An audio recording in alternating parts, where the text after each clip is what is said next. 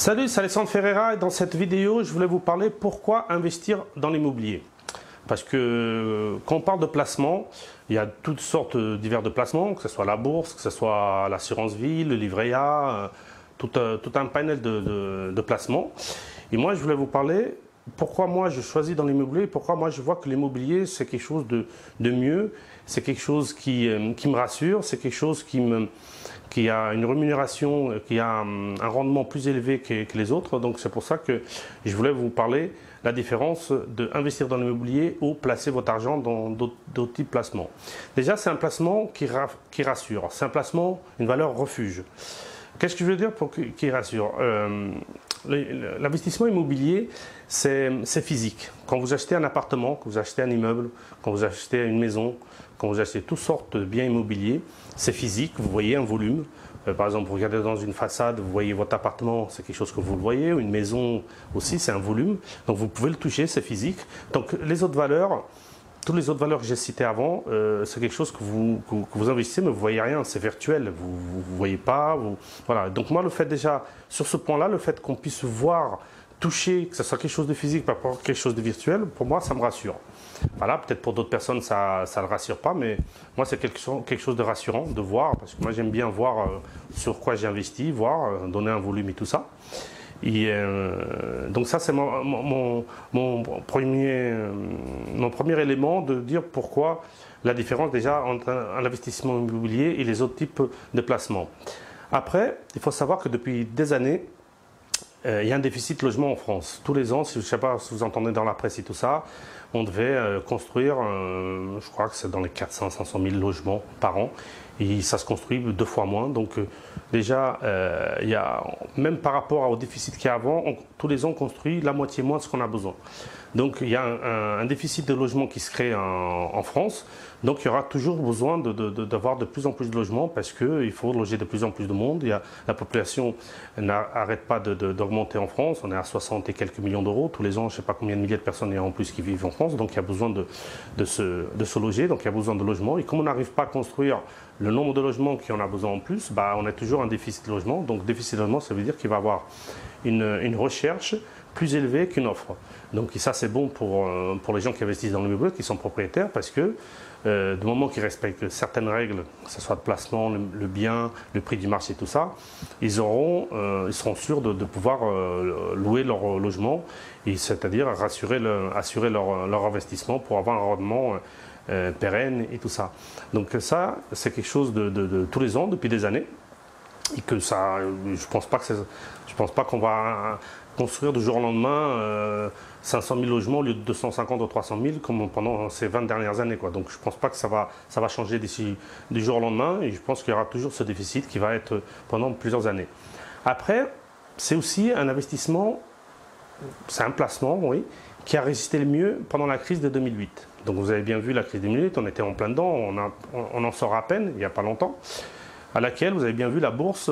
Vous prenez l'exemple de 440 à l'époque, parce que moi j'avais un petit peu de sous là-dedans, parce que c'est pas trop mon truc, mais j'avais mis à l'époque un tout petit peu de sous pour voir un petit peu ce que ça donne. On était passé de 6 000 à 4 500, 4 000, 3 500 jusqu'à, on avait le plafond, le plancher, je crois qu'on était à 2005 ou 2004. Donc vous voyez, de 6 000 à 2005. Donc on avait perdu plus de la moitié de la valeur en moyenne, parce que 440 c'est la moyenne des valeurs sur la bourse à Paris, et, parce qu'il y avait des trucs qui avaient carrément dégringolé. Donc vous avez vu par rapport à l'immobilier, certes il avait perdu un petit peu de valeur, à Paris un peu moins, en province un peu plus, mais peut-être à Paris il y a eu des endroits, peut-être que ça a baissé 10% et encore, en province peut-être 20, 25, peut-être quelques exceptions 30, mais on n'a pas perdu 60, 70, 80, ou carrément la moitié de ce qui valait, plus de la moitié de ce qui valait. Donc c'est le placement, l'investissement qui a résisté mieux à la crise. Et là, c'est pas que je vous le dis, vous l'avez vécu, on l'a vécu en 2007, entre 2007 et 2008, c'est fin 2007, début 2008, c'est quand la crise elle a commencé, elle a duré pendant des années. Et du coup, là, on a à peine ressort. Et quand vous regardez avant la crise, le prix de l'immobilier, avant la crise et le prix maintenant, on a quasiment récupéré partout, quasiment dans toutes les villes, et même à Paris, tout ça, ce qui avait été perdu à l'époque, et voir des endroits qu'on est déjà plus cher qu'en fin 2007, ça dépend des endroits en France et tout ça. Et Donc vous voyez, ça a été récupéré. Donc ça baissait moins que les autres et ça a déjà récupéré, voire plus. Donc par exemple, vous avez encore des placements en bourse, même le CAC 40, on va reprendre l'exemple du CAC 40, il était passé de 6 000 à 2005, aujourd'hui je crois qu'il est entre 4 500 et 5 000, même 9 ans plus tard, 2008, 2017, 9 ans plus tard, la bourse n'a pas récupéré, le CAC 40 n'a pas récupéré tout ce qu'il avait perdu, il est loin de là, même s'il a 4 800, 5 000, il est encore loin des 6 000, il lui manque encore 25%. Donc là, l'immobilier, il a déjà récupéré, il est même déjà au-delà à certains endroits et tout ça. Donc encore sur un point que pourquoi l'immobilier, il est mieux que sur d'autres placements, qu'on a, comme je vous ai cité avant, et tout ça. Investir dans l'immobilier, c'est un des seuls investissements qui a le plus grand effet de levier. C'est le seul qu'on peut emprunter pour investir. Parce que, encore une fois, on prend juste un exemple simple. Vous avez 10 000 € à placer, vous le placez en bourse, vous placez dans le livret A, dans l'assurance vie, tout ça. Vous allez avoir, par exemple, si vous avez 5%, par exemple, c'est quelque chose qu'on est très loin aujourd'hui, parce que le livret A, il est à 1% ou 1,5%, je ne sais même plus. Donc c'est que dalle. Vous avez, mais on prend toujours l'exemple de 5%, vous avez 5% sur 10 000. Donc 5% sur 10 000, c'est 500 €. Donc même si on rapporte 5%, vous aurez 500 €. Donc sur 10 000 € que vous avez investi, que vous avez mis dans le truc. Et encore, on est à 5%, pas 1 comme on vient de dire. Donc déjà, c'est exceptionnel. Vous prenez un investissement immobilier, c'est 10 000 €, ça va vous permettre d'emprunter 120, 130, 150 000 €. On va prendre l'exemple de 140 000 €, vous mettez 10 000, ça fait un investissement à 150. Moi, je vous préconise avoir au moins un rendement de 10%. Quand vous faites 10%, ce n'est pas 10% de 10 000 de votre rapport, c'est 10% de 150 000. Donc 10% de 150 000, c'est 15 000 €. Après, vous allez me dire, bon, il y a les intérêts d'emprunt, mais les intérêts d'emprunt aujourd'hui, c'est 2%. Donc 2% de 150 000, c'est 3 000. Vous faites 15 moins 3, ça fait 12. Donc vous avez 12 000 € de rente, avec les mêmes 10 000 € d'apport. Vous avez 12 000 € de rente. En mettant dans un investissement qui vous rapporte 5%, vous avez 5% de 10 000, 500 €. 12 500 €. Vous voyez la différence entre 12 000 et 500? C'est fois combien? Fois 24. Donc encore un point. Pourquoi, pour moi, l'investissement immobilier, il est beaucoup plus rentable qu'un placement classique qu'il faut qu'il rapporte aujourd'hui 5%. Qu'on est loin de pouvoir dire ça, parce que je vous ai pris 5%. Hein. J'aurais pu prendre 2%, mais j'ai pris 5 exprès pour voir déjà l'écart. L'investissement immobilier aussi, c'est quelque chose qu'on peut investir avec un salaire moyen. Tout le monde dit qu'il faut être riche, tout ça, non. Salaire moyen, un CDI, vous pouvez investir dans l'immobilier sans problème et tout ça. Bon, c'est des choses qu'on verra sur d'autres articles, qu'on approfondira sur d'autres articles et tout ça. Mais c'est quelque chose que salaire moyen, CDI, au moment où vous n'avez pas de crédit à la consommation et tout ça, vous pourrez sans problème investir dans l'immobilier et tout ça. Après, il faut se dire, ouais, mais c'est un exemple, vous voyez la vidéo, vous avez 45, 50 ans ou plus. C'est déjà trop tard, non. C'est sûr qu'il vaut mieux commencer le plus tôt possible. Ceux qui commencent à 20, 25 ans, 30, c'est le mieux. Mais il vaut mieux tard que jamais.